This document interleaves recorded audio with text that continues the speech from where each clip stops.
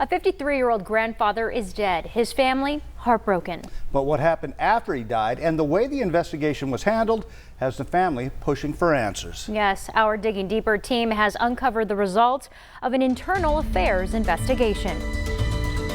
This 22-page report from the Pima County Sheriff's Office of Professional Standards goes into detail about the investigation into the death of Bruce Sutton. It also shows how 3 deputies and a sergeant were formally reprimanded for the way they handled the case. We've also learned that Sutton had called the Sheriff's Department nearly half a dozen times since April.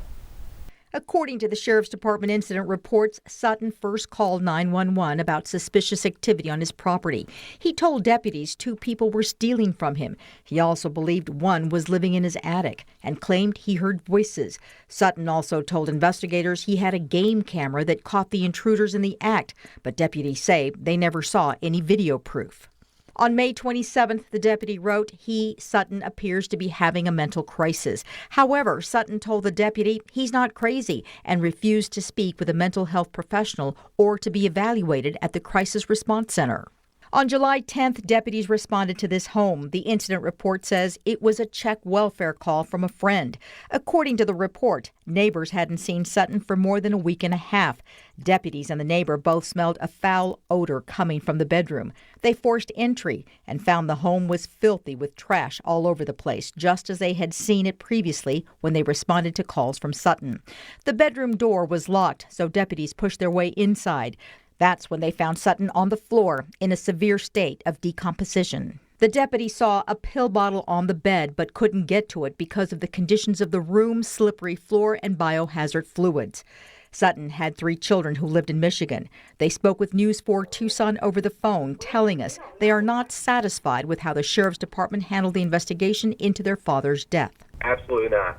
Yeah, we're not happy with it. I'm not satisfied at all. Mm-mm.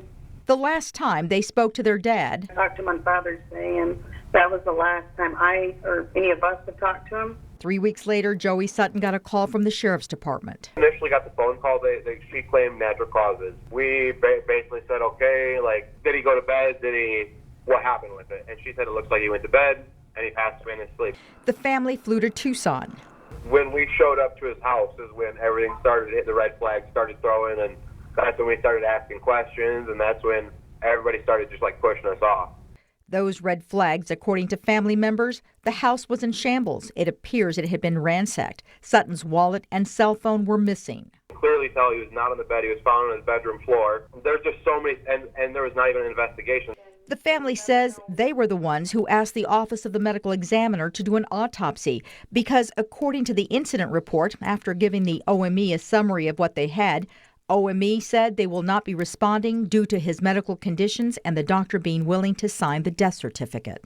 They're not going to go out to the scene because there's nothing suspicious about it. It's 100% natural cause. The cops are there and they're doing a report for it. The deputy failed to mention the prescription bottle on the bed. When drugs are involved, the OME is supposed to respond to the scene to recover the body and perform an autopsy. They didn't report what they found to the medical examiner, so the medical examiner waived their jurisdiction. That's not all the family learned. They also contacted their father's doctor. The doctor refused to sign his death certificate for natural causes because he does not believe it's natural causes. The autopsy was conducted on July 19th, 9 days after Sutton was found dead. It listed the manner of death as accident. The toxicology report showed Sutton tested positive for amphetamines, methamphetamine, and alcohol. Was he a drug user? Not when I was down there 2 years ago. Absolutely not. I did not know him to be using drugs, no. The family filed a complaint saying they don't want this to happen to another family. No person deserves to be treated that way we have been treated and have no answers. The Sheriff's Department investigated and determined there were issues with the investigation. They sent News 4 Tucson this statement that reads in part, during a difficult time for the Sutton family, they brought to our attention their concerns regarding the death of a family member.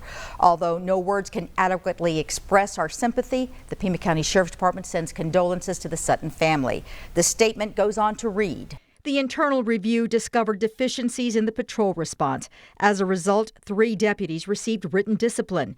The review of the case by the homicide unit did not find any criminal aspect related to the death of Mr. Sutton, and the deficiencies identified in the internal review did not affect the final disposition of the case. It should be noted the autopsy conducted by OME revealed methamphetamine use and possible overdose by the decedent. The sergeant who handled the case was also disciplined. You can go to our website if you want to read the complete statement by the Sheriff's Department. Digging deeper, Lupita Murillo, News for Tucson.